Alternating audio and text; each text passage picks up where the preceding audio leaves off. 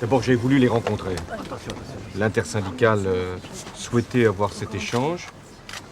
Je suis conscient de ce qui est en cause, c'est-à-dire 1400 suppressions d'emplois annoncées par Peugeot. Donc la volonté qui est la mienne, et c'est le sens du dialogue que j'ai eu avec ses représentants, c'est de dire que nous devons tout faire pour réduire le nombre de suppressions d'emplois. C'est l'objet de la négociation qui va s'ouvrir et les pouvoirs publics prendront toute leur part dans la pression nécessaire.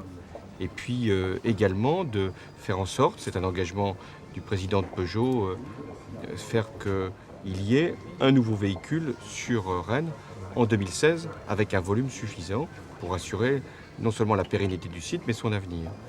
Et puis il y a aussi ce que nous devons faire en termes de réindustrialisation autour de l'automobile parce que c'est un point fort de la région Bretagne que nous devons consolider. Voilà ce que nous avons échangé avec un esprit de grande responsabilité. Il faut savoir ce que vivent ces salariés depuis des années.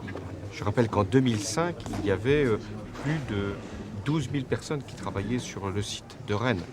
Et aujourd'hui, un peu moins de 5 600, avec encore 1400 suppressions d'emplois qui sont annoncées. Donc il faut prendre la mesure de ce que peut représenter cette souffrance. Est-ce qu'on peut revenir sur les 1400 emplois supplémentaires ? C'est l'objet de la négociation. Et c'est donc un travail de tous qui doit être mené pour qu'il puisse y avoir une réduction du nombre de suppressions d'emplois.